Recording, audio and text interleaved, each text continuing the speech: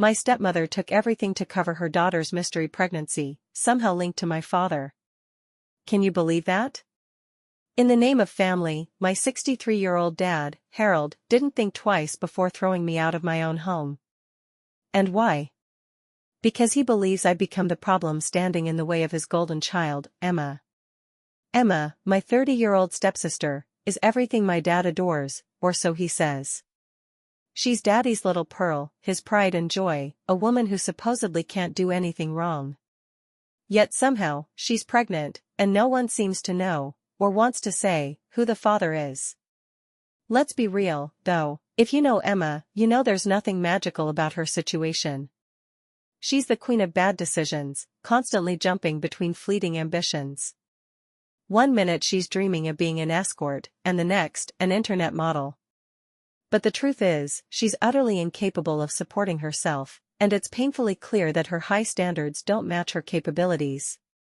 Rather than hold her accountable for her choices, my father decided that the best course of action was to force me, his own son, out of my house. The home I had worked so hard for. The home I earned through years of sweat, sacrifice, and relentless determination. He expects me to hand it over to Emma, along with my savings, just so she can have a roof over her head while she figures out her next big break. This is the same father who has disowned me as his responsibility in front of others on countless occasions, yet is strangely obsessed with reminding me about our shared ancestry whenever it suits him. Lately, he's been trying to guilt-trip me into bonding with his wife, Linda, and her daughter, Emma, as if some forced connection would make us an actual family. He even has the nerve to bring up my earnings, as though my success is somehow his accomplishment. Let me tell you about Emma. She's 6 years younger than I am and has somehow convinced my dad she's the epitome of grace and ambition. But in reality, she's nothing more than an escort who dabbled in internet modeling before giving up when it didn't pan out. Harold, being as oblivious as ever, refuses to see the truth. He parades her around like she's a shining star, completely ignoring her reckless lifestyle and the trail of chaos she leaves behind. Now, I'm not a saint, but I do my best to live by a set of principles. My career and personal values come first. I've dated here and there, but I don't sleep around, and I certainly don't see casual flings as an achievement. In contrast, Emma's lifestyle is the polar opposite. She's lost count of her partners, if she ever kept track in the first place, and her choices are not only reckless but deeply unsettling. Emma tried making a name for herself online by posting provocative photos and videos. I don't have an issue with people hustling in their own way, but let's just say her efforts were far from successful. How do I know all this? A friend of mine filled me in after Emma messaged him one night, inviting him to hang out. He showed me the link she had sent him to her page, and I was mortified. To think she stooped to this level while still begging my father for money makes my blood boil. I've seen enough to understand the kind of person she is. Back when I used to come home during college holidays, I'd catch glimpses of her sneaking out with older men or climbing back into the house at odd hours.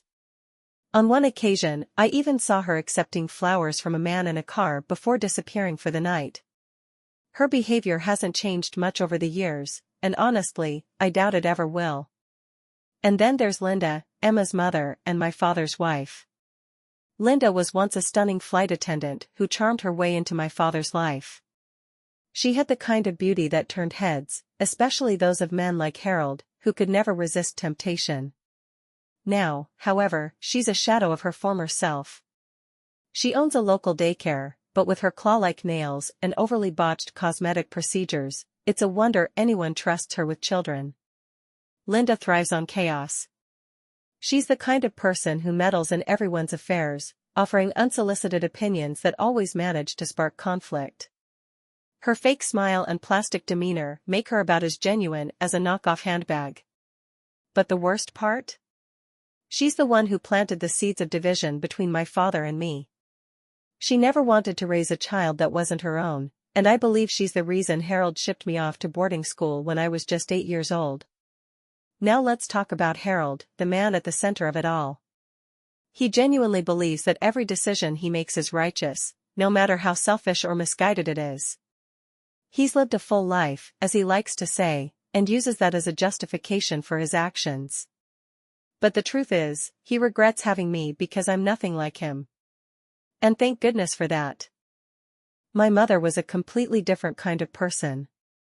She was strong, kind, and selfless. Despite her differences with my father, she never let me see him in a negative light. She always reminded me that he was still my dad, no matter what. Tragically, she passed away in a car accident when I was only 4. She was on her way to pick me up from school, running just 10 minutes late when an intoxicated driver ended her life. That day changed everything for me. After my mother's death, I was left to fend for myself. Harold remarried Linda just 2 months after the divorce, and by the time I was 5, Emma was born. From then on, I was an outsider in my own family. Boarding school became my refuge, and I threw myself into my studies and work, determined to build a life of my own. After years of hard work, I finally achieved a dream I never thought possible. I bought my own house. It's a modest home, but it's mine, and I'm proud of it. When I moved in, I decided to invite my family to the housewarming, even though our relationship is strained. I thought it was the right thing to do, but my father's reaction crushed me. Instead of being happy for me, he criticized every detail and made a spectacle of our broken relationship in front of my friends, coworkers, and even my boss. A week later, the call came. And just like that, everything I had worked for was under threat. I was deeply engrossed in a particularly challenging assignment at work when my phone buzzed with a message from Dad. He wanted to meet, and despite my reservations, I reluctantly agreed. When I arrived home that evening, the atmosphere felt heavy, almost suffocating. Emma was curled up on the couch, her eyes red and puffy from crying, while Linda sat nearby, glaring at me with a sharp, disapproving look that could cut glass. Dad, meanwhile, was in the kitchen rummaging through the fridge, pulling out beer bottles like it was the solution to every problem. He offered me one, but I politely declined, already bracing myself for whatever bombshell he was about to drop. As I asked what he wanted, a knot tightened in my stomach. His response didn't help. Raising his eyebrows, he retorted, "Ask yourself if you've finally started giving a damn about us." His words stung, and I stared back at him, confused and disbelieving. Without waiting for a reply, Dad motioned for me to follow him into the living room, where Emma and Linda were waiting. I hesitated but eventually walked over to the other couch and sat down. Linda rolled her eyes dramatically, and Emma crossed her arms, her face a mixture of defiance and despair. Dad sauntered in, plopping himself down between them, and placed his beer bottle on the coffee table with a thud. Then, with an air of exasperation, he asked if I was blind. The question hung in the air, and before I could respond, he launched into a tirade, accusing me of either deliberately ignoring what was obvious or being too self-absorbed to notice. He insinuated that my recent house purchase had inflated my ego and made me forget about the people who truly mattered. I tried to keep my tone even as I asked him to elaborate, though his accusations were already starting to wear on me. Instead of clarifying, he mocked me with a theatrical sigh and a dismissive wave of his hand. Then, in a voice dripping with condescension, he claimed I had ignored offers to help and failed to see that the family was in crisis. Naturally, I asked what specific crisis he was referring to, though I already had a sinking feeling in my gut. He turned to Emma, who reluctantly met my gaze before rolling her eyes and blurting out, "I'm pregnant." For a moment, I was stunned. I opened my mouth to congratulate her, but before I could get a word out, she burst into tears. Dad, ever the savior, jumped in to explain that Emma had only recently discovered her pregnancy, and the baby's father had promptly broken up with her upon hearing the news. Linda, who had been sitting silently until now, chimed in with her usual self-righteous tone, declaring that since Emma had decided to keep the baby, it was now the family's collective responsibility to support her. Still trying to process everything, I hesitated before asking, "Is that something she can afford?" It was an honest question, driven by genuine concern, but Emma and Linda reacted as if I'd just insulted their entire existence. Both glared at me with such intensity that I half expected them to leap across the room. Dad, sensing the tension, moved to sit beside me and put a hand on my shoulder. With a tone that was both patronizing and pleading, he began lecturing me about the virtues of being a good brother. According to him, brothers should be willing to sacrifice everything, even their own lives, for their sisters. He painted himself as the model father, a man who would go to any lengths for his daughter. I sighed deeply, already exhausted by the direction this conversation was heading. Forcing a tight-lipped smile, I asked him directly, "What do you want me to do?" The smile on his face widened as he delivered his verdict, "You're giving your house to Emma." I blinked, certain I must have misheard. "No, I'm not," I replied firmly. But Dad just grinned and rubbed my back, saying, "That's my good boy." "Yes, you are." "I'm not," I repeated, my voice growing colder. Dad's smile vanished, replaced by a scowl. "Why not?" he demanded.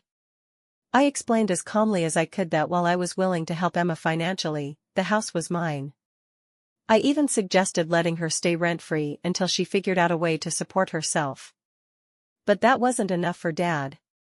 He insisted that I not only give her the house, but also vacate immediately and buy a new one for myself. I tried to reason with him, pointing out that Emma, being unemployed and pregnant, wouldn't be able to handle the household expenses. His response? Those expenses would fall under my purview. "Excuse me?" "Absolutely not," I said, barely containing my anger. Standing my ground, I told him it wasn't going to happen and left the house, slamming the door behind me. But the saga didn't end there. A week later, I came home from work to find movers hauling boxes out of my house. My boxes. My belongings. Panicking, I ran over to ask what they were doing. One of the men calmly explained that the homeowner had ordered them to clear out the place. "I am the homeowner," I shouted, my frustration boiling over. Demanding they stop immediately, I stormed inside to find Dad and Emma standing in the middle of the living room. They greeted me with smug expressions, ignoring my demands for an explanation. Dad simply said, "Act like a brother," as if that excused everything.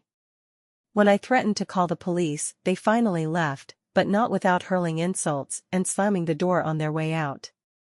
Reflecting on the chaos, I feel a mix of guilt and rage. Was I wrong to set boundaries? Maybe. But their indifference to me as a child and their sudden, overwhelming demands now are simply too much. To be honest, I didn't expect this story to resonate with so many people, but the comments have been both eye-opening and validating. Despite everything, Emma reached out to me, wanting to talk. We met at a coffee shop, where she admitted that her relationship issues stemmed from her own commitment problems. It was a revealing conversation, though I'm still processing what it means for our family dynamics moving forward. Emma has been trying relentlessly to get in touch with the man she says is responsible for her current predicament. She's called, texted, and practically begged for a response, but all she's received is one cold reply.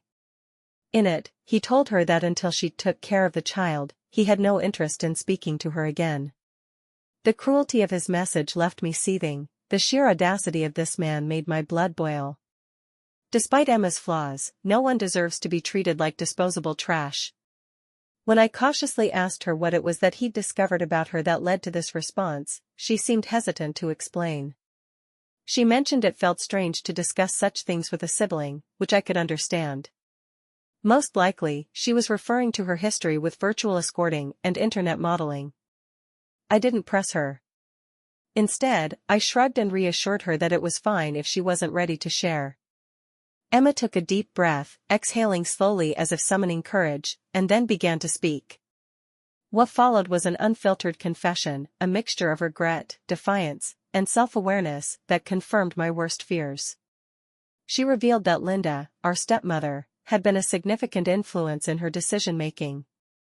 According to Emma, Linda dismissed her dreams of becoming an artist, saying that painting wouldn't lead to happiness or financial stability. Instead, Linda encouraged her to find a boyfriend who could provide the lifestyle she desired. Emma, still young and impressionable, soon began attracting the attention of older men, a fact that initially unsettled her. But when she confided in Linda about it, Linda called it a good thing, telling her that older men were the ones who knew how to handle money and would treat her well. At just 20 years old, Linda advised Emma to skip college, claiming it wouldn't offer her the nice, comfortable life she wanted. Instead, Emma decided to chase a dream of becoming a model. She applied to several agencies, but received little to no interest. Then, she met a man in his 40s who promised he could help her find work. Excited by the possibility, she trusted him, until she realized the cost of his so-called help. Her first job involved attending parties and expensive clothes and jewelry he provided. However, the true nature of her role became clear when she was expected to entertain a man in exchange for modeling opportunities. Though she did eventually land one small photo shoot for a modest brand, it wasn't worth the price she'd paid. Worse, she was later exploited by other men under similar pretenses, all while chasing a career that was more illusion than reality. Eventually, she discovered that the man who had initially invested in her had been profiting off her all along. Afraid for her safety, she chose not to confront him, instead telling him she was content to work minimum-wage jobs and no longer wanted to pursue modeling. To her relief, he let her go without incident. Emma tried working as a waitress in bars after that, but Linda made her feel inferior for taking on menial jobs. According to Linda, women were meant to be ornaments, beautiful, polished, and admired, not toiling away like common laborers. Feeling both demoralized and pressured, Emma began dining out exclusively with men who would pay for her company. While some of these interactions were harmless, many led to troubling encounters with obsessive or controlling individuals. Eventually, Emma decided that escorting was less complicated than building connections with men who often demanded more than she was willing to give. Things went smoothly for a while until a friend introduced her to internet modeling. Emma tried to make it work, but lacked the technical skills for editing and production. Her shy and reserved nature didn't help, either, and the venture quickly fizzled out. It was around this time that she reconnected with an ex-coworker who had become a barista. They started dating, and for a while, Emma felt genuinely happy. However, her boyfriend was possessive and distrustful, understandable, given that she had continued escorting behind his back. When she eventually stopped escorting and gave up modeling altogether, he supported her financially with his limited income, which she appreciated. Linda, however, was less impressed, constantly belittling Emma's choices and pressuring her to aim higher. Then came the pregnancy. When her boyfriend discovered the truth about her past, it shattered their relationship. He found out that she had maintained a list of clients and hinted that several of them could be potential fathers. Though some of these men provided financial assistance, believing themselves to be the sole contributor, Emma knew the truth. One man even proposed to her, but she couldn't bring herself to accept. Emma confessed that Linda had been pushing her to marry the man who proposed and let him believe he was the child's father.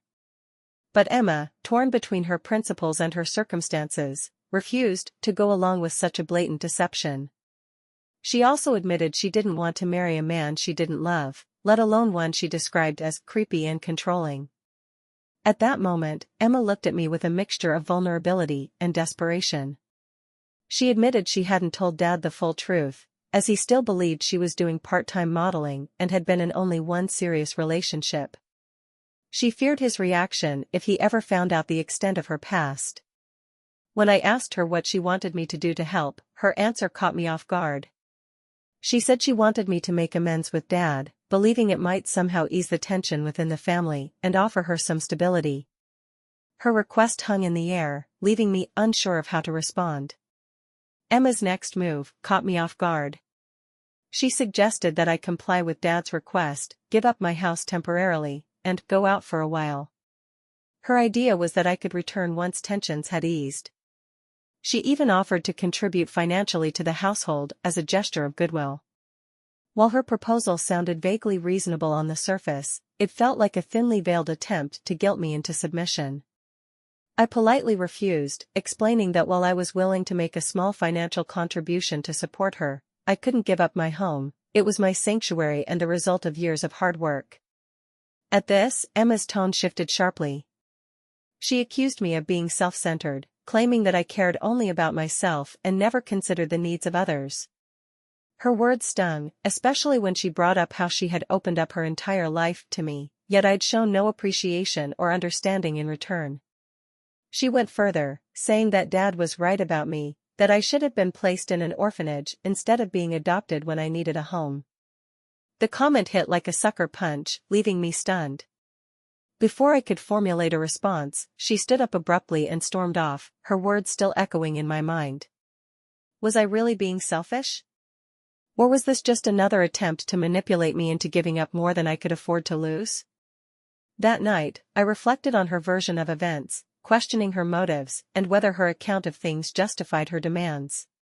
Did she truly believe what she was saying, or was she simply trying to twist my arm? A week later, things took another turn. Dad called me, asking to meet at a bar. Curiosity got the better of me, and I agreed. When I arrived, we settled at the counter, and he immediately brought up my finances. He mentioned that he knew how much I earned and how I could easily afford another property in a few years. When I asked why it mattered, he shrugged, dismissing my protests with a vague statement about how I didn't yet have a family to worry about. Then, he made his case. Emma needed a safe and stable home to raise her child, and my house was the perfect solution. I reminded him that Emma had been living with him and Linda all this time without issue. What's changed? I asked. I also pointed out that it would be impractical for Emma to live alone in a house, especially while pregnant.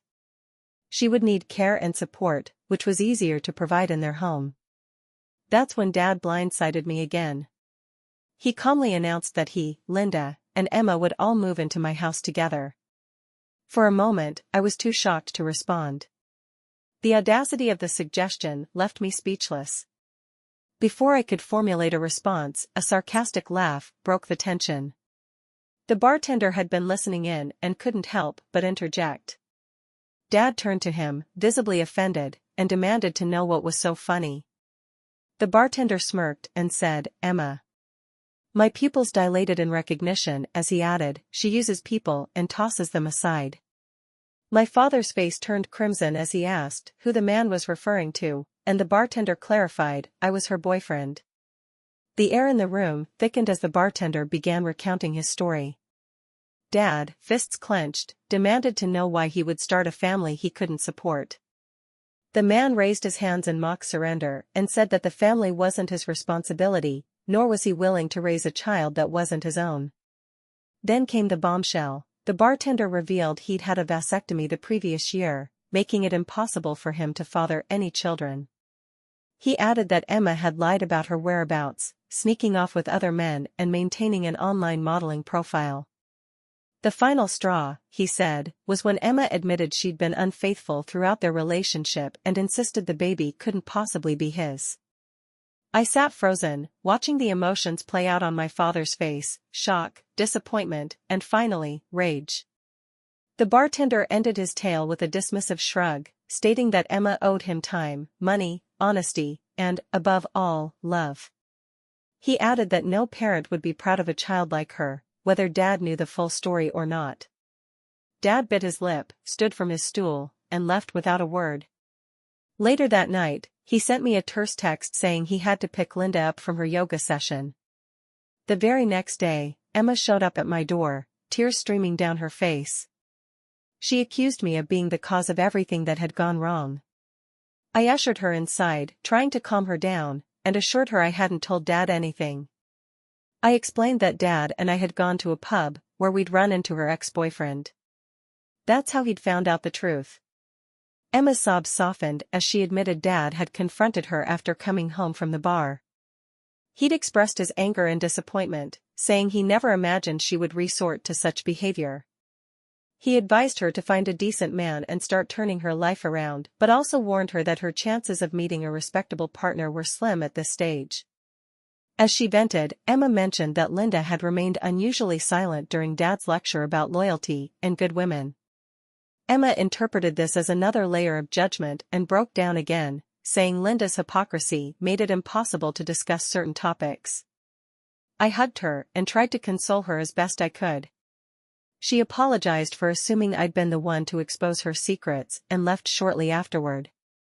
Before she walked out the door, she mentioned that Dad had asked her to stay home and focus on being a better mother. I couldn't help but wonder what Linda's role in all of this truly was. Days later, I received another call from Dad. This time, he sounded almost defeated.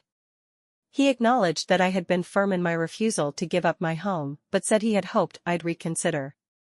I told him I had decided to support Emma in raising her child in other ways.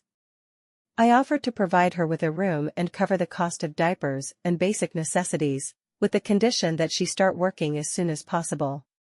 To my surprise, Dad didn't argue. Instead, he let out a long sigh and began to speak.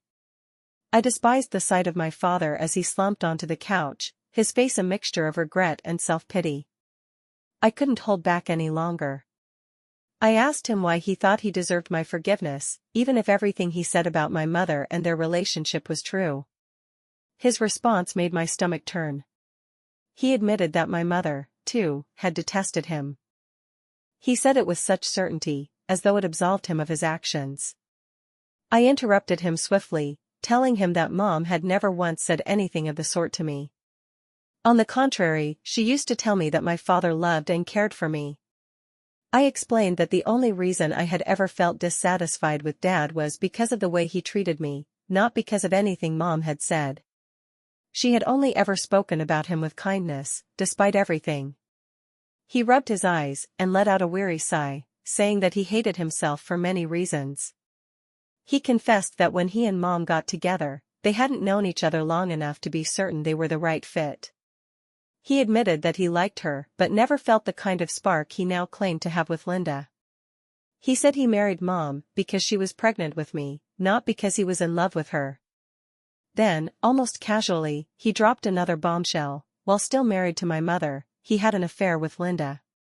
His voice softened as he described how Linda ignited something in him that he didn't even know was there.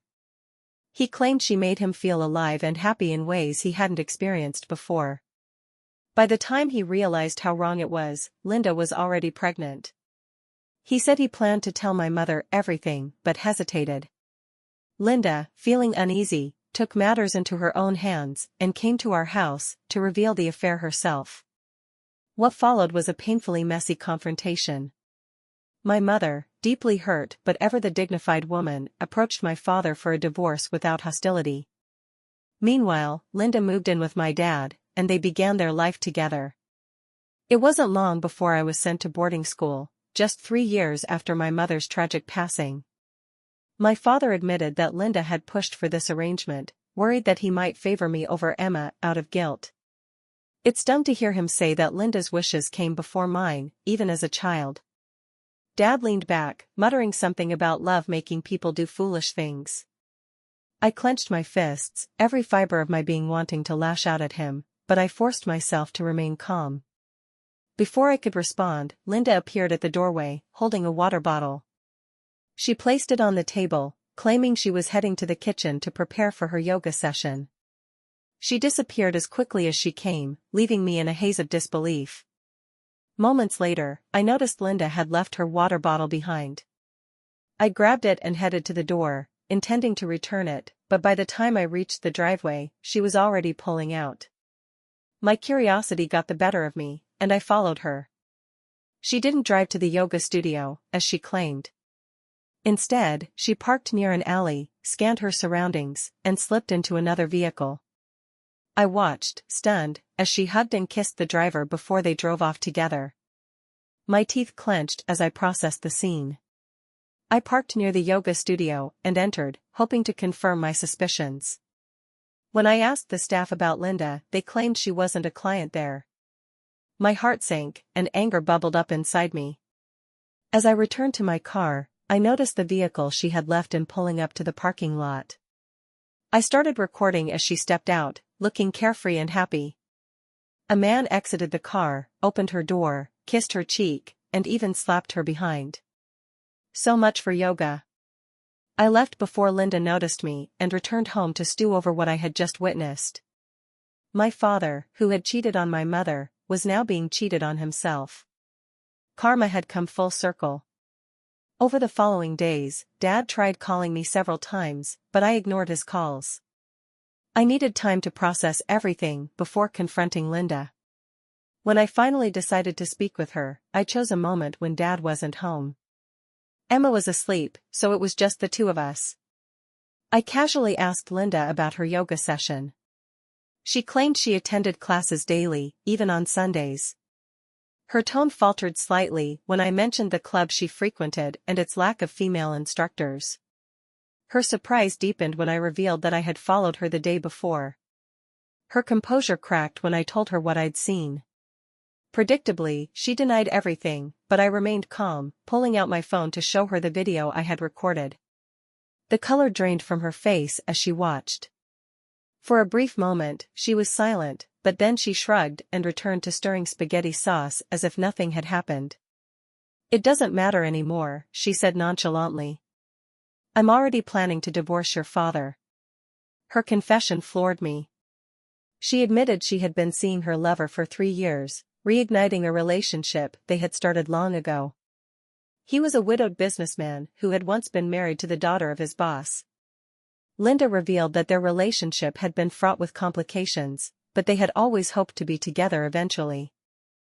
When Linda became pregnant with Emma, she saw my father as her best option for stability and support. She had manipulated him into leaving my mother, all the while intending to resume her relationship with her lover when it was safe. Her casual betrayal disgusted me. I was stunned when Emma walked into the kitchen, rubbing her eyes. She overheard part of our conversation and confronted Linda. "He's always been my father," she said, her voice trembling. "I don't care about blood." Dad returned shortly after, and Emma relayed everything she had overheard. His face was a mixture of anger and devastation as he told Linda and Emma to leave the house within 2 days. The divorce proceedings began almost immediately. Emma and Linda moved into a shelter, rejected by the very people they had relied on. Dad has since apologized to me repeatedly, begging me to help him find a therapist. Linda, meanwhile, has tried to convince me to delete the incriminating footage of her affair, even bringing up Emma's pregnancy as a reason to let it all go. As for me, I'm torn. Should I turn in the footage or delete it? While I decide, I'm grateful for the support and advice from all of you. It's comforting to know that I'm not alone in this mess.